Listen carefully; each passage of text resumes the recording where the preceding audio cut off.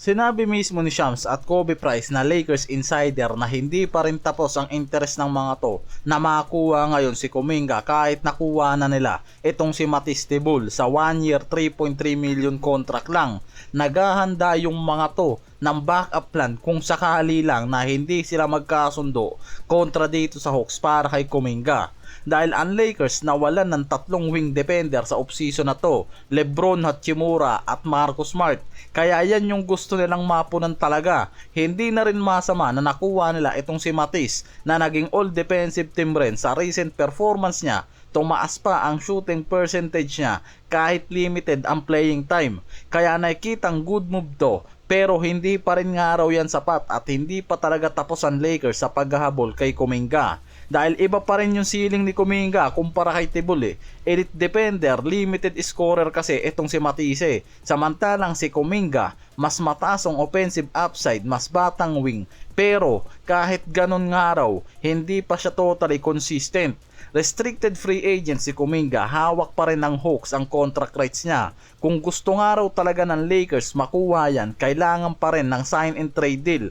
Hindi lang basta signing contract. Problema pa nila yung malaking salary demand kasi na hinihingi mismo nitong si Kuminga. Around 25 to 30 million per year na malayo sa offer nila na 2 years 20 million. Wala na rin kasing no choice ang Lakers dahil ubos na rin yung salary cap flexibility nila. Ang additional ni Walker Kessler, Colin Sexton, Kevon Looney, Quentin Grimes, Sandro Mamakhalashvili at ibang free agent signing nila yung nakapuno ng buong payroll nila at puno na rin kasi ang roster spot nila. Kaya paniguradong may trade nga raw talaga na gagawin ang Lakers kung sakaling habulin nila si Kuminga. Nakaredy lang yung mga to sa mga player na pwede nilang gamitin bilang trade package. Sinabi mismo ni Kobe Price ang framework na handa lang pag-usapan ng Atlanta Hawks sa trade para dito kay Kuminga. Etong si Jared Vanderbilt kasama yung 2032 first round pick swap. Diyan lang nga raw mismo magiging interesadong makipag-usap ang Hawks dito sa Lakers. Pero base mismo kay Jovan Buha,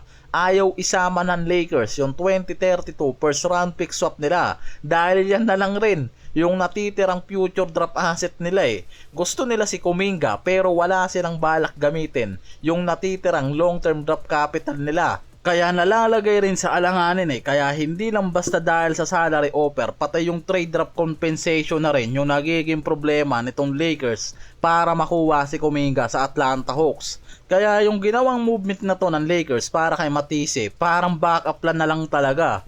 Habang lumalalim naman yung roster ng Lakers, sumisikip naman yung mundo nitong si Kinnick. Malayo to sa lagay nitong si Bronny sa roster ng Lakers ngayon Dahil mukhang walang balak ang Lakers na isama yan sa kahit anong trade package ngayon kung may dumaan man. Based sa mga analyst, kapag nag-start ng bumuo ang Lakers ng normal 9 to 10 man rotation, mas malamang na mauna talaga yung mga core na maaasahan sa depensa at consistency. Kaya possible mauna sa rotation itong sila Quentin Grimes, Matisse Thybulle, Austin Reeves at iba pang established wing at guard sa rotation. Pati yung ibang bagong acquisition depende sa lineups Diyan nakikitang lalong mahihirapan si Kinnick makakuha pa ng regular playing time lalo na kung healthy ang buong roster nila sa susunod na season. May idea pa nga na possible ibaba na lang yan sa G-League para sa mas consistent na playing time, mas madedevelop pa siya at pwede siyang maging reserve player kung kailangan siya sa main roster. At yung isa pang option, possible gamitin siya bilang trade asset ulit dahil bumababa ang trade value niya sa market kumpara nung rookie season niya dahil naging inconsistent yung playing time niya at role kaya possible isa yan sa maging option talaga ng Lakers. Yung idea na pwedeng i-trade nga raw si Jared Vanderbilt o Jake LaRavia para magkaroon ng mas malaking role si Kinnick. Hindi ideal yan sa front office. Based na rin mismo sa mga analyst at NBA reports, hindi yan yung inaasahang gagawin talaga ng Lakers. Dahil nakikitang mahalaga pa rin naman yung role nitong si Vanderbilt bilang elite defender. Sa LaRavia, nagbibigay ng versatile wing rotation. Mas kailangan ng Lakers yung pagiging defender nga raw ng mga to habang sinusubukan nilang maging contender. Kaya kahit mabawasan ang playing time ni Kinnick o mawala yan sa rotation, hindi nga raw nangangahulugan na kaya nilang isacrifice yung ibang defensive depth nila para lang mabigyan siya ng role.